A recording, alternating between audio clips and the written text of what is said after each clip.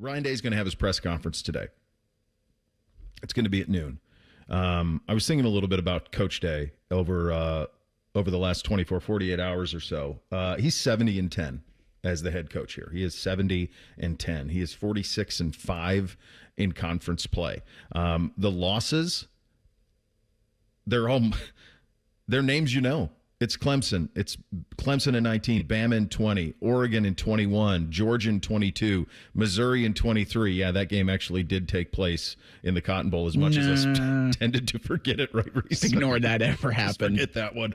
One loss to Oregon last year, of course, and then the 4 to Michigan. Last year, the most stupefying of those 4. Ryan Day is the best person that I've known to coach Ohio State football.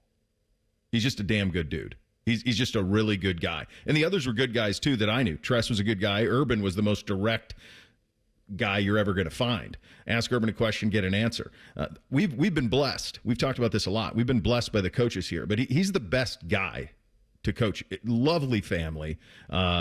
Is someone who does all of the things right off the field, does things that you don't even know about, not for attention, but because out of the goodness of his heart, it's what it's all about. He's also the best offensive mind we've ever had here.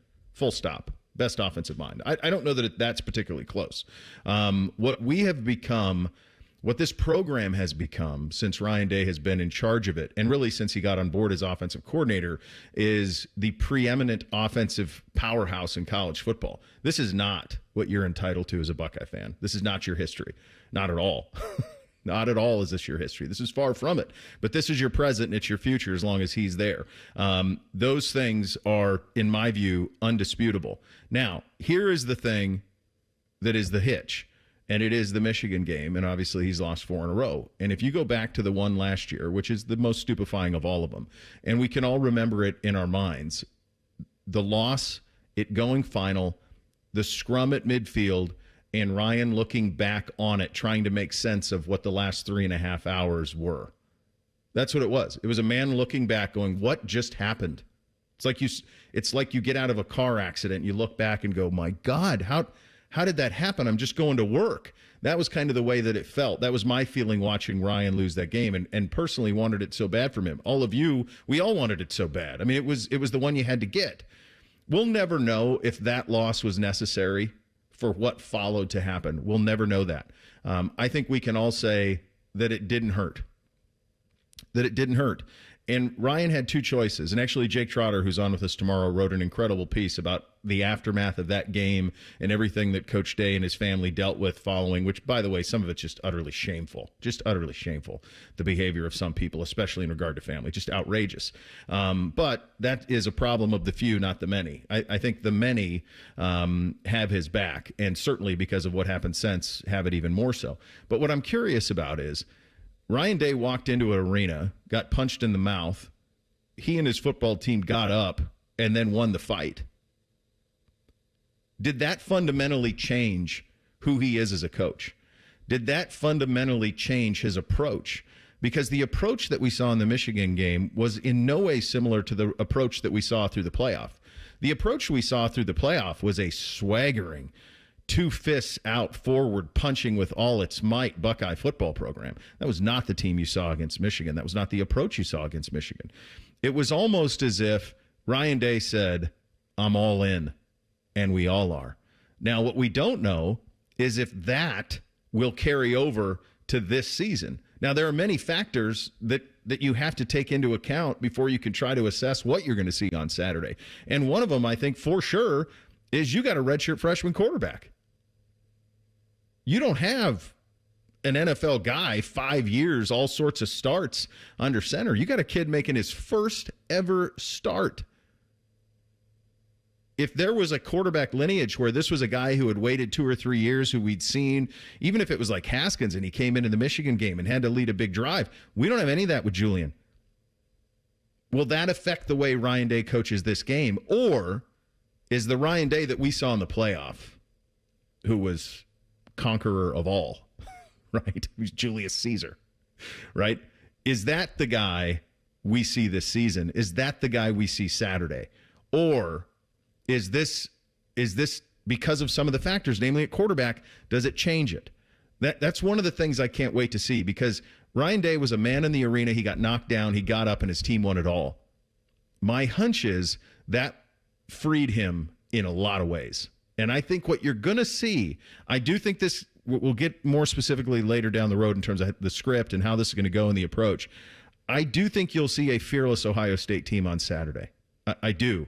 I don't know if it'll manifest. People sometimes think fearless means 41-38. I don't think you're getting that type of game, but I do think you'll see a fearless approach, and I think they will trust their talent on Saturday. I really do. And I think he came out of it a changed man and a better man. Yeah, I was just about to say, an experience like that with what he and his team, the people closest to him, went through on November 30th, and then the aftermath, I think it changes you as a human. Like, I don't know how it could not. And what you saw in those 4 games of the college football playoff were a direct result of that. So while I think it's always the most fun radio conversation to have, like, did Ohio State need the Michigan game for that playoff run? It certainly didn't hurt. Yeah. And I certainly think there is carryover into this season, because you have one of the principal pieces of any college football team, I'm willing to say ever, in Jeremiah Smith. Yeah. And if all the reports are true and what we've seen with our own 2 eyes, it's only gotten better for him. And having that is a great source of inspiration for Ohio State. I think Vegas looks at it similarly, and probably a great source of fear and consternation for Texas. And if it's not, it should be. Yeah. I hope you're right, Beau, with that, because if Ohio State plays scared in this game against Texas, they are not going to win. And there's a difference between letting it all hang out and being aggressive and being reckless.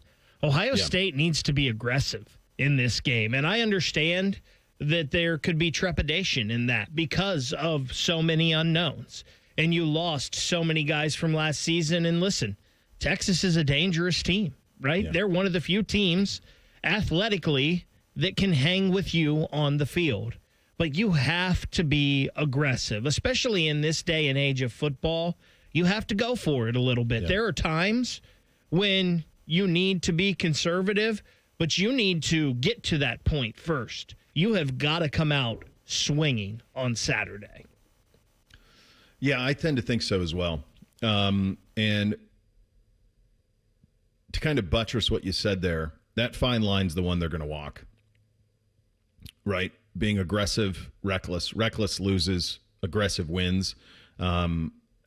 I did some radio this morning down in Austin with ESPN affiliate down there, and I think we kind of all see this thing the same, right? I think we all kind of view it as like, this is about the most fun you can have on an opening weekend, but both of these teams aren't going anywhere. And it's really very possible, maybe even likely, that they'll play twice. If you look at the power and the talent in the sport, it's these two, it's Georgia, might be Oregon, it's definitely Clemson, Penn State. You can count them.